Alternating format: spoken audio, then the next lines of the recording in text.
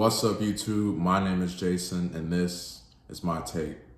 And I'm back with another video. And today we're going to be discussing the new 2 Chainz album, Dope Don't Sell Itself. Atlanta rapper and hibachi enthusiast 2 Chainz is back. And this comes right after the release of his EP, $1 Million Worth of Game, that I did a quick review of last week. This was a short collection of tracks that all hit hard. So it's safe to say that I was excited going into this album with the momentum he came in with off that EP. Now, 2 Chainz had a run of 2 very memorable albums at the end of last decade, those being 2017's Pretty Girls Love Trap Music and 2019's Rap or Go to the League. And what is it not to love about these records? They are absolutely amazing. Production was incredible.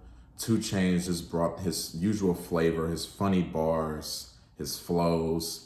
He had great features along with it. He's a great curator and knows who to put on certain beats. And just with those 2 albums, 2 Chainz became like one of my favorite artists in the trap lane. Following this was 2020's So Help Me God, which was a disappointment to me. Not because it was necessarily bad, but just the strength of those 2 projects previous to it, this was definitely a step down. So going into this new project over here, I was just curious to see what 2 Chainz would be delivering.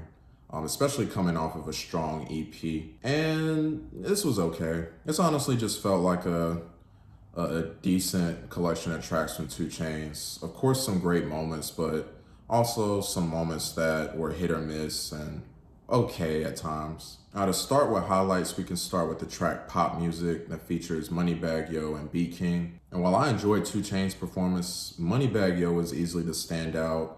And honestly, I don't really remember a time where I've heard a bad Moneybagg Yo feature. The only gripe I had with this song really was BeatKing, who, this is probably the first time I heard him. I don't know if I've heard him before, but his voice on the hook was really weird, like kind of scared me at first. Another standout was the song Outstanding featuring Roddy Ricch. And you can never go wrong when Hit Boy is producing a track for you. I really enjoyed the pocket Roddy Ricch was in. He was in a very more like relaxed and chill type of vibe with his flow. The song $1 Million Worth of Game was actually on the EP I mentioned that 2 Chainz dropped a week or 2 ago that I thoroughly enjoyed, and it fit well in this track list as well.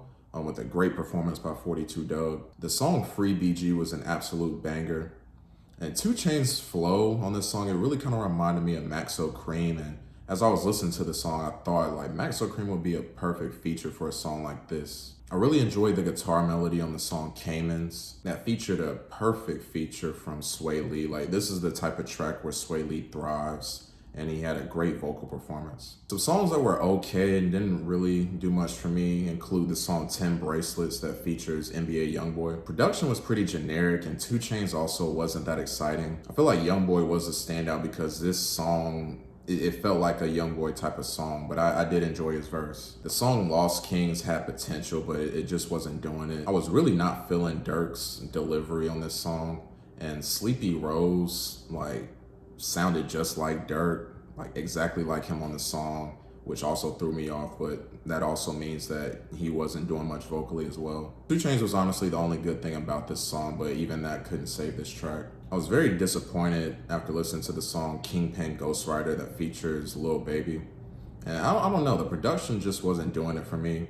And Lil Baby's vocals just sounded really weird. I don't know if it was mixing or something going on, but this is probably the first time in a while I was disappointed in like just how Lil Baby sounds. The song Neighbors Know My Name was just a dumb track. Like I don't know why this was here. And I hate it because it used such a nostalgic sample in Laffy Taffy, but this is just a stupid song, man. An outro If You Want Me To that features Jacquees also just wasn't good. Didn't need to be here. The sex songs on this project were some of the worst. And I'm not the biggest fan of Jacquees, but this track here is an example of why. Like vocally, I just don't like how he sounds on here. But look, this was an okay batch of tracks from 2 Chainz. Like, not really impressed, but not awful. 2 Chainz does bring his funny bars and his normal energy, but it just wasn't at the level that he usually delivers. The inconsistency in the production was really evident for me, but 2 Chainz himself still delivered and didn't have overall an awful performance. So I can't say that this is a bad project, but I am disappointed. Like, I did want more out of this. Curious to see what 2 Chainz does next. I hope that, you know, projects like Pretty Girls Love Trap Music or Rapper Go to the League aren't the last like great moments we get from him, because he definitely has it in him. So I'm gonna give this album a 6 out of 10. What were you guys' thoughts on this new 2 Chainz album? Did you love it? Did you hate it? What were your favorite tracks? Let's have a discussion down in the comments. Thank you guys so much for watching another week of Jason's Take. Please like and subscribe to the channel. I'm Jason. This has been my take, and I'll see you guys next time.